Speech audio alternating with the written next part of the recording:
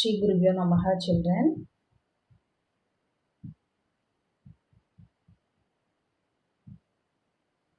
Now we are going to see the lesson Fundamentals of Business Unit Classification of Business Activities.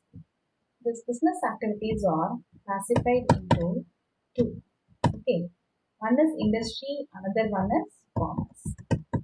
First, we are going to see what is business activities. See, whatever we are manufacturing goods, it should reach the consumer. That is very much important. So many intermediaries are in between there, wholesalers, retailers, distributors like that. All these processes taking place from the point of production to point of consumption. That is called as business activities. Okay. It is broadly divided into two. One is industry, another one is commerce. First, we are going to see industry.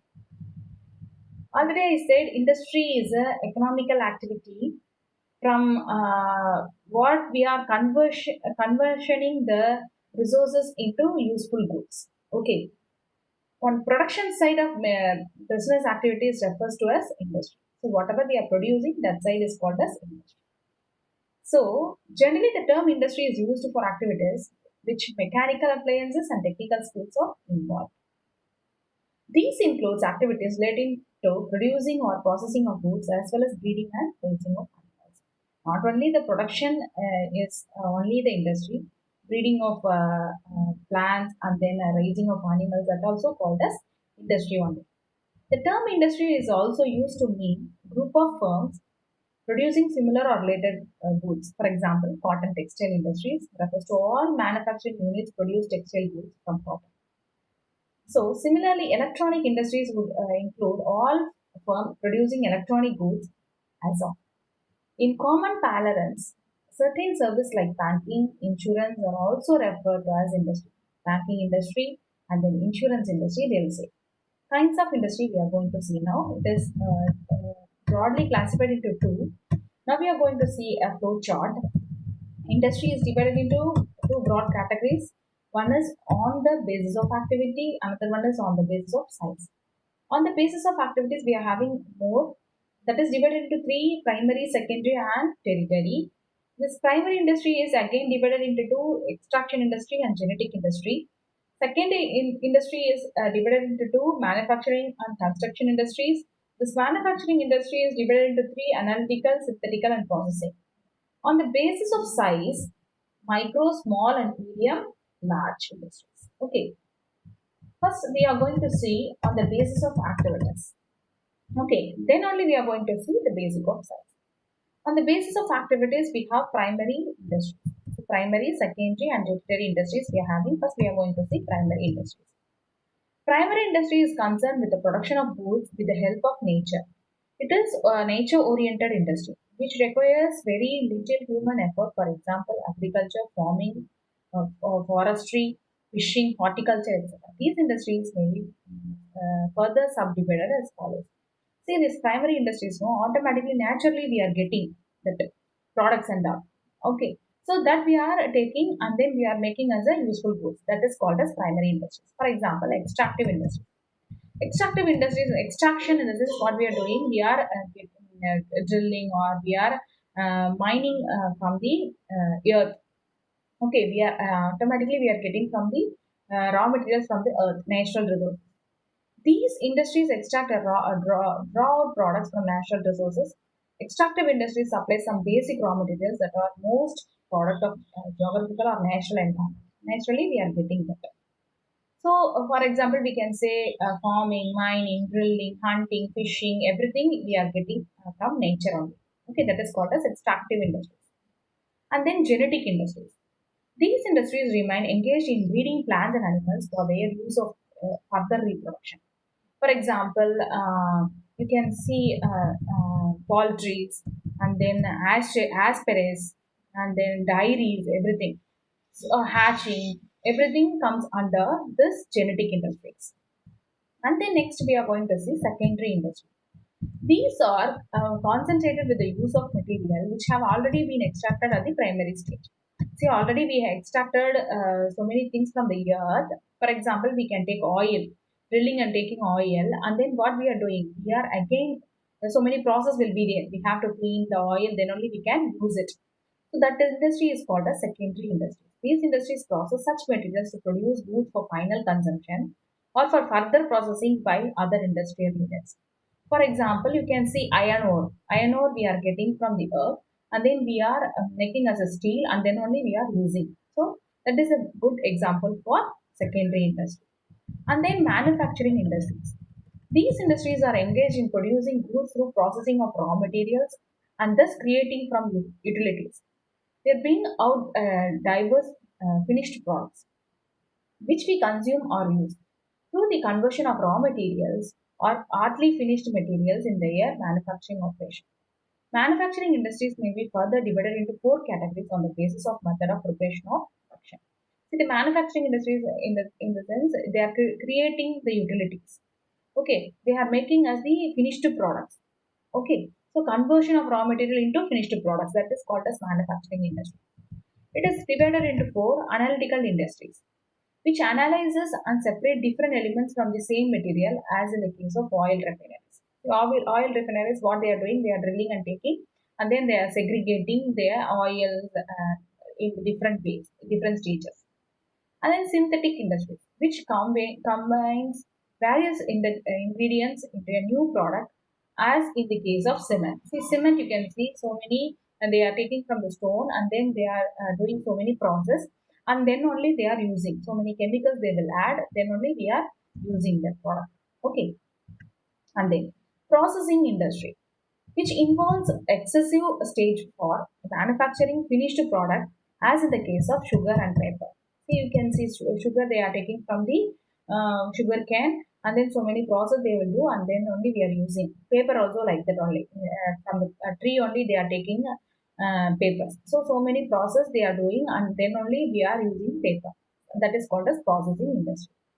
Assembling industry, which assembles different components part to make a new product, as in the case of television, car, computers, etc.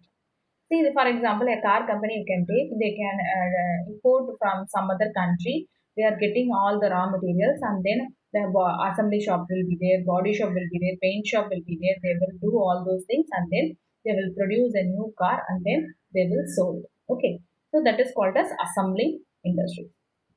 And then construction industries. Construction industries, they can build the dams, bridges, roads, as well as tunnels and canals, everything. They will construct, they will build. Okay, that is called as construction industry. Territory industries or service industry. See, this territory industry, they will never produce any goods. These industries produce utility service and sell them at a profit. So whatever aids, commerce aids, whatever we are having, banking, insurance, warehouse, advertisement, everything is a commerce aid. See that they will help trade, the industry and commerce. The territory industry will help trade and industry and commerce. Okay, that is called as territory industry.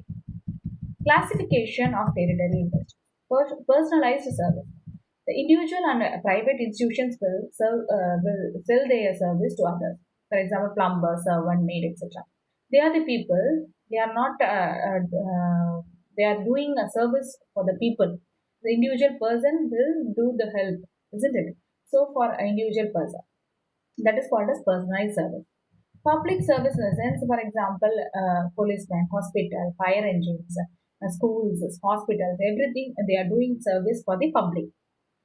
Distributive service, transportation, warehousing, logistics, salesmanship, etc. come under this type of service, because without distribution of goods, we cannot consume any goods, isn't it? Financial services, banking, factoring, accounting, and insurance, etc. are grouped under this type of services. Quaternary services, professionals or specialized skill and high technology are used to provide this type of services. So the professionals, for example, doctors, lawyers, they are also doing some services for the public. Plenary services. New ideas are generated, new technologies are evolved, new policies are implemented by selected individual experts. Their decisions influence nation, international institutions, etc. That is inventors. Plenary services in the sense whomever is innovating a new product, new technologies, what they are in what way they are expert, in which way they are expert. They selected individual expert persons. So that is called as plenary services. They are using for their innovative purposes for their in the national or international level they will be using. Okay. On the basis of size, we have micro, small, medium, and large. Okay. In the these on the basis of size, we are going to see the separate lesson. That's why they didn't do anything elaborately here. Okay. Next, we are going to see commerce. So, commerce is very much important in business. From the production to the place of consumption, all the activities are comes under the commerce only. Okay. So, commerce operation deal with the buying and selling of goods, the exchange of commodities, and the contribution of finished products. So, all the activities, whatever activities we are doing, everything is comes under commerce only. Okay, transportation, warehousing, packaging, insurance, banking, sales promotion, everything is all those things are aids of trade, auxiliaries of trade. Okay, so that we are going to see in a we saw in second lesson itself, isn't it? And then trade. What is trade? Buying and selling of goods is called as trade, isn't it? So the producer is somewhere else, and then ultimate consumer will be in somewhere else, but both are getting benefited, isn't it? Both of them are using all the products. So how it happened? Through buying and selling only. Okay. So that is very important. So trade, buying and selling is very much important. That is called as trade. Okay. So in trade also we have there are two classification of trade is a middleman between the producer and the consumer. Okay, trade may be classified into internal trade and external trade. Internal trade we have wholesale trade and retail trade. External trade we have import, export, and import trades. Okay, and then transportation. Transportation. Without transportation, we cannot sell any goods because the product will should reach the consumer on time, isn't it? So selling all the products, producer are not here to the production place. So it is not possible, isn't it? So the medium which moves men and material from one place to another place is called transportation. And then banking. Nowadays, we cannot think of business without bank, isn't it? So it is very difficult. Financially, the bank will support us. So the bank supplies money. Business activities cannot be undertaken unless funds are available for acquiring assets, purchase raw materials, and meeting other expenses. Necessary funds can be obtained from the bank. Thus, banking helps business activities to involve the problem of finance. So, the bank only will help us, isn't it? So, bank only will support us whenever we are needing funds. Okay. So, you know about banks and all. So, bank will give a loan or anything for us. Okay. The bank helps business activities to overcome the problem of the finance. Financially, whatever problems we are facing, the bank will help us. Insurance, whatever risk we are facing, for example the natural disasters or fire or theft happen, in the sense the insurance company will compensate and give. Okay, so so many risks are there in the business, no, that we cannot avoid. So materials and goods held in stock or to transit or subject to take loss or risk in damages. So the what the insurance provide protection for that. Okay. So one payment of a on payment of a nominal premium, the amount of loss or damage and compensation of injury, if any, can be recovered for the insurance company. The insurance company will take care of your risk, and then they will give compensation for you. Okay. And then warehousing. Warehousing in the sense whenever we are consuming all the goods, isn't it? So the goods are not sold or consumed immediately after production. They are held in stock to make them available and as when required. See, whenever we need, we are taking and using. How we are taking and using? For example, in your house, you are having a storeroom. Okay, whenever you need, you are going and taking the goods and taking the products and you are using. Same way only the warehousing will do the same work. Okay. The warehousing help business firms to overcome the problem of storage and facilities, the availability of goods when needed. Whenever we need, we can take from the warehouse. Prices are thereby maintained at the reasonable level through continuous supply of goods. So that's why continuously we are getting all the goods. Whenever we are getting demand on that time and all, we are getting without any disturbance, we are getting all the products, isn't it? So that's warehouse will help us. Okay, do you understand, children?